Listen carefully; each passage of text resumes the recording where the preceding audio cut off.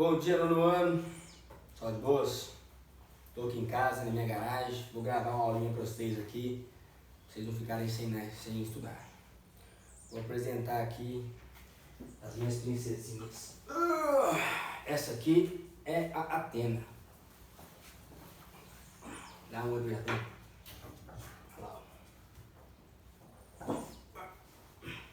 Essa aqui latina é a Simone.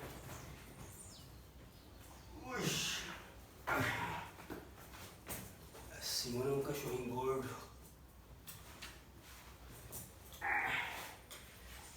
E essa aqui é a Jurema.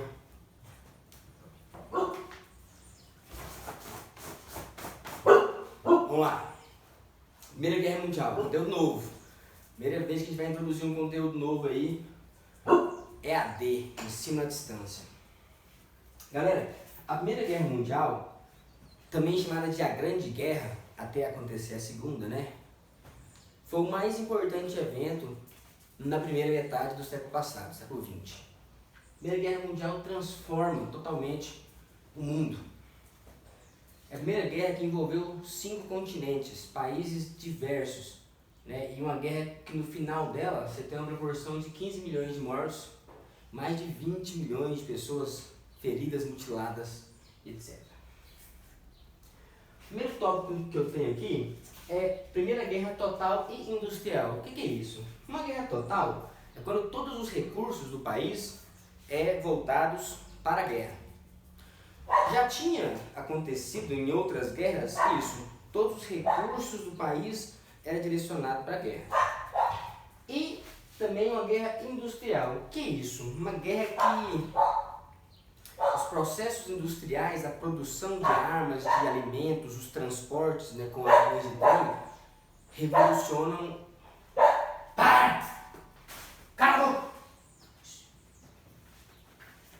Os transportes, né, as linhas de trem, mudam também muito o ritmo das guerras ali. Então vamos lá. Já havia guerras totais, já também tinha guerras industriais, como é o caso da Guerra Civil Americana. Mas a Primeira Guerra Mundial ela foi total e industrial, porque as tecnologias e o ritmo da produção, somado a todos os recursos disponíveis na guerra, torna ela uma guerra inimaginável até então. Os principais países da guerra eram europeus e países que tinham colônias. Esse é um dos principais motivos pelo qual a guerra se espalha. Você tem mais de 1 milhão de indianos lutando do lado das forças da Inglaterra. Na França, você tem mais de 900 mil argelinos lutando do lado do exército francês. E várias outras nações coloniais utilizam, né, jovens, pessoas dessas colônias para a guerra. E a guerra vai para a África, a guerra vai para a Ásia. Os Estados Unidos entram na guerra, o Brasil também faz uma participação simples, mas depois vocês vão ver no videozinho que eu vou passar aí. É engraçado até, mas participou da Primeira Guerra Mundial. Quando ela acaba, ela resulta numa das maiores mudanças geopolíticas. Por exemplo, impérios que duravam séculos, como a Rússia, né? A família russa estava mais de 300 anos no poder, governando ali, né, os czares da Rússia. Com o fim da guerra, a Rússia vai passar por uma revolução comunista, deixa de ser um império. O Império Alemão, do Segundo Reich, o Segundo Império Alemão, do Kaiser, né, o rei William II, o Guilherme II, também ele é obrigado a sair do trono, institui-se uma república na Alemanha. O Império Turco-Otomano, ele vai ser desmembrado em mais de 22 países. O Império Austro-Húngaro também é desmembrado em cerca de 6 países.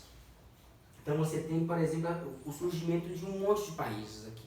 Pelo menos uns 20 e poucos países vão surgir ao fim da Primeira Guerra Mundial. E os reinos que duraram séculos acabaram, foram por terra. Quebra do paradigma científico racional. Eu já falei com vocês o que é um paradigma. Paradigma é um conjunto de ideias, né, que ajuda você a ter uma certa visão de mundo. É um conjunto de pensamentos, de questões morais, questões de ideologia, filosofia. Esse conjunto de pensamento científico-racional surgiu lá na Europa com o Iluminismo. Aquele pensamento de que a ciência iria transformar a Terra num lugar muito melhor. Que a ciência era o único caminho verdadeiro para levar o desenvolvimento. Com a guerra, isso muda bastante, porque a tecnologia que se achou que ia transformar a vida humana para o bem foi usada para a guerra. Então os aviões que eram para levar comida, remédio para as pessoas pobres, estavam levando bomba, né? Estavam matando geral. Então há uma mudança nessa percepção de acreditar que a ciência vai transformar o mundo num paraíso terrestre. Mas olha, não é nada parecido com hoje a negação da ciência, né? Achar que os cientistas não sabem o que fazem, que isso é tudo lorota. Não. É só deixar de acreditar que a ciência é 100% benéfica, 100% benévola. Que ela está aí apenas para o bem, para melhorar para o bem.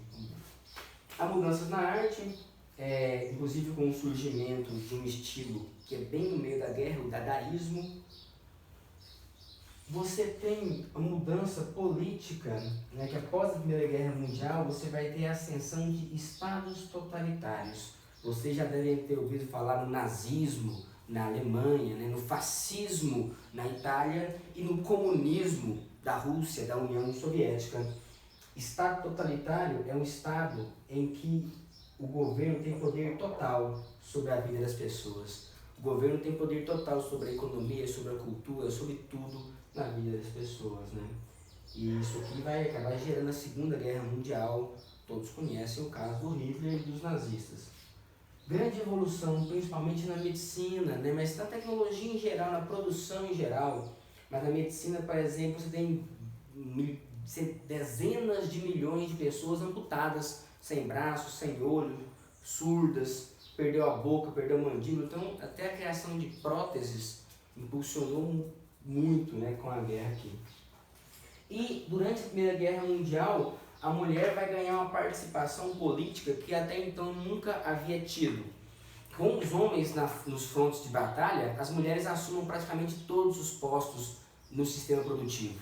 Inclusive coisas que mulheres eram proibidas de fazer, como dirigir caminhões, ônibus, bondes, trens de ferro. Isso vai acabar. Mulheres passavam a fazer trabalhos que eram exclusivamente masculinos e demonstraram capacidade produtiva nas fábricas, ganhando pouco, trabalhando muito e bem feito pra caramba. Inclusive, o movimento das sufragistas, da luta pelo voto, vai ganhar muito impulso após a Primeira Guerra Mundial. É um momento histórico ali que boa parte dos países europeus, inclusive até os Estados Unidos, vai acabar legalizando o voto feminino. Essa aula vai só referente aos motivos da Primeira Guerra Mundial.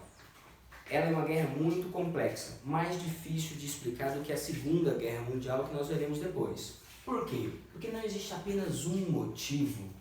É uma guerra muito estranha, né? Você pega assim, a guerra começou quando um jovem que era de um país chamado Sérvia, ele existe até hoje, ele vai matar o príncipe do Império Austro-Húngaro. Era um grande império da época. Esse cara estava na cidade de Sarajevo, no país chamado Bósnia-Herzegovina. E quando esse cara morre, a Alemanha declara guerra à Rússia e à França. Faz sentido? Nenhum sentido. É uma guerra complicada e de difícil compreensão. Então vamos tentar entender o que vai gerando essa guerra. A Primeira Guerra Mundial é resultado de um conjunto de acontecimentos que aconteceram décadas antes dela. Ela começa em 1914, mas eventos que aconteceram 30, 40 anos antes são bastante relevantes aqui. Vamos lá. O motivo mais importante de todos da Primeira Guerra Mundial são as disputas imperialistas. No ano passado nós estudamos o imperialismo, quando os países europeus passam a dominar a África, a Ásia, aquele processo de expansão econômica, industrial. Havia uma disputa por áreas coloniais, que geralmente produziam matéria-prima, né? E também disputa por mercados consumidores, por áreas de controle econômico, principalmente em relação à Itália e à Alemanha, que são países que se formaram bem depois dos outros, né? 1861 a Itália, 1871 a Alemanha, e eles também querem colônias, também querem áreas de dominação, querem expandir a sua economia. A Alemanha, inclusive, havia a ideia do espaço vital, né? A necessidade de criar colônias, de ter áreas de dominação para desenvolver o potencial da raça alemã. inclusive era um discurso germânico muito comum, né? Havia a ideia, dentro da Alemanha, da Áustria, a ideia de unir todos os países que tinham origem germânica, que tinham uma mesma cultura alemã, né? Descendente ali do Sacro Império Romano Germânico medieval, a ideia de formar um gigantesco império germânico. E os intelectuais alemães propagavam essas ideias, divulgavam essas ideias desde 1860, 1870, a ideia de que a Alemanha era destinada a se tornar um dos países mais ricos, sofisticados do mundo, porque eles eram superiores. O que você está comendo aí, Jurema? Do outro lado, a Rússia, um império também já em decadência, divulgavam a ideia que todos eles descendiam de uma mesma raça, os chamados povos eslavos. Esse povo aqui vivia na região da Europa Oriental. Inclusive a palavra escravo, slave, vem de eslavo. Os romanos escravizavam os eslavos aqui. Os russos, ucranianos, poloneses, essa galera tem uma cultura eslava. A Rússia divulgava essa ideia aqui, principalmente porque tinha um país chamado Sérvia. A Sérvia é um país central, inclusive eu tenho que colocá-lo aqui na tríplice entente. A Sérvia é um país central na guerra. Hoje em dia chama Sérvia, durante boa parte do século passado foi chamado de Iugoslávia. Os sérvios do sul, Iugoslávia quer dizer isso, né? Sérvios do sul. Então havia essa ideia desses países de expandirem seus territórios, de anexarem outras áreas. Eles divulgavam ideias, livros, folhetos acadêmicos e até mesmo a arte refletia uma ideia de superioridade. Por isso eles deviam se unir e formar um grande país, uma grande potência.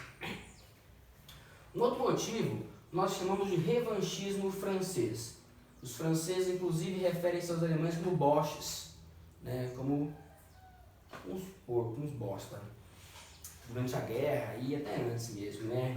Cara, a França perde uma guerra para a Alemanha, chamada Guerra Franco-Prussiana, em 1879, e foi uma guerra humilhante, né? Cara, o imperador da França, o Napoleão III, sobrinho de Napoleão Bonaparte, teve que abdicar.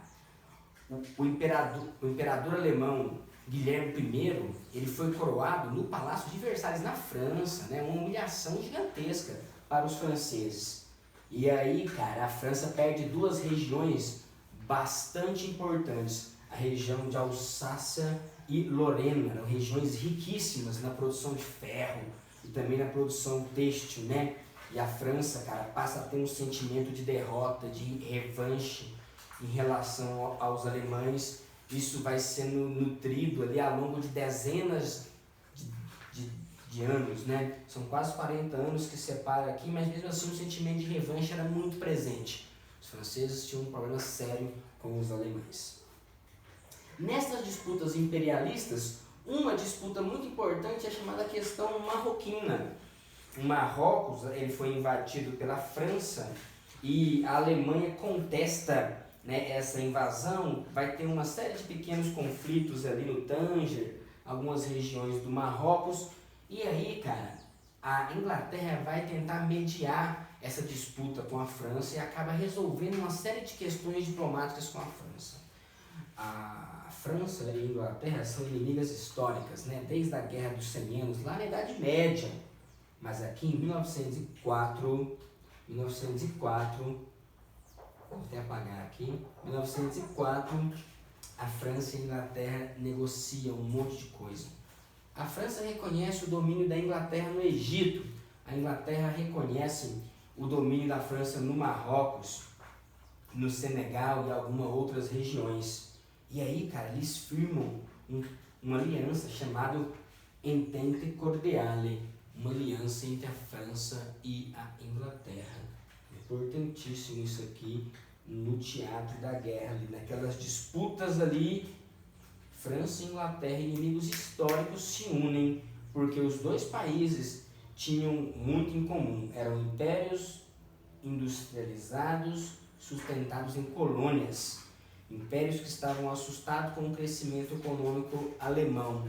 Então eles se unem para defender uma série de interesses mútuos, encerrando assim centenas de anos de rivalidade. A questão balcânica. Aposto que vocês nem devem estar muito atualizados com a Península Balcânica. É uma região onde está a Grécia. A Grécia em si é muito famosa, mas além da Grécia, vários países como Sérvia, Montenegro, Kosovo, Albânia, Macedônia, Romênia, Bulgária, Hungria não. Esses países eles são chamados a Península Balcânica. Lá, a Península Balcânica era um barril de pólvora. Por que era um barril de pólvora? Até o início do século XX, aquela região era dominada pelo Império Turco-Otomano. E aí, nas guerras balcânicas, os países que eu acabei de citar ali, Sérvia, Bulgária, começaram a ficar independentes. E a Península Balcânica era a única região da Europa que não havia se industrializado. Era a região mais pobre do continente europeu. E com essas independências, com o fim do domínio turco-otomano naquela região, a Península Balcânica começou a ser uma área de disputa, principalmente entre a Rússia, que se considerava ali vizinhas, primas, né, irmãs dos povos da Península Balcânica, dos Balcãs, e a Áustria-Hungria, que queria dominar aquela região, queria expandir aquela região. É uma rivalidade que existe entre a Áustria e a Rússia, que existe entre a Rússia e o Império Turco. Havia uma série de rivalidades territoriais no início do século passado. Uma delas era dois grandes impérios, de um lado o russo, do outro lado a Áustria-Hungria, disputavam a área de influência da Península Balcânica. É lá que começa a Primeira Guerra Mundial. Outra rivalidade muito importante é a anglo-germânica. Anglo refere-se aos ingleses, né? A Inglaterra. Anglicano quer dizer inglês em latim. Eclésia anglicana, igreja anglicana. Essa disputa aqui é uma disputa econômica. A Inglaterra era a maior potência econômica do mundo. Só que a Alemanha é formada, né, em 1789. É um país bem jovem, se você for ver, é mais novo do que o Brasil em si. A cultura alemã é muito antiga, a região, a cultura é muito antiga, mas o país unificado, com uma lei própria, um governo só, é recente. Quando ele se formou, começa um investimento pesado na indústria alemã. A Alemanha, em 1900, já era o país que mais formava engenheiros no mundo. Uma tecnologia naval muito forte, muito investimento do imperador Guilherme I e Guilherme II. Né? A marinha alemã se torna uma potência mundial, a economia alemã se torna uma potência mundial, e aí tem uma disputa entre a Inglaterra e a Alemanha. Os dois países queriam uma guerra. Os dois países tinham medo da concorrência do outro e achavam que apenas uma guerra poderia resolver. Uma guerra entre a Alemanha e a Inglaterra resolveria quem ia ser a maior potência mundial de fato. E também nós temos um período chamado de paz armada ou corrida armamentista. O que é isso? Inclusive essa paz armada aqui deve ser vista entre aspas. Esse nome decorre do fato de que de 1879,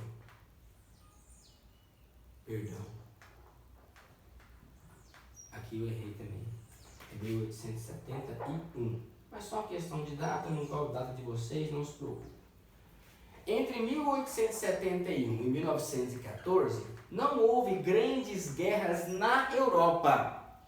Não houve grandes guerras entre os países europeus na Europa. É uma paz relativa porque na África o pau está quebrando. Tem guerra toda hora. Na Ásia, disputa por colônia, está rolando guerra violenta, inclusive entre as potências. Mas lá na Europa não tinha grandes conflitos. Então é a paz armada, ou chamada de corrida armamentista. Todos os países começaram a se armar.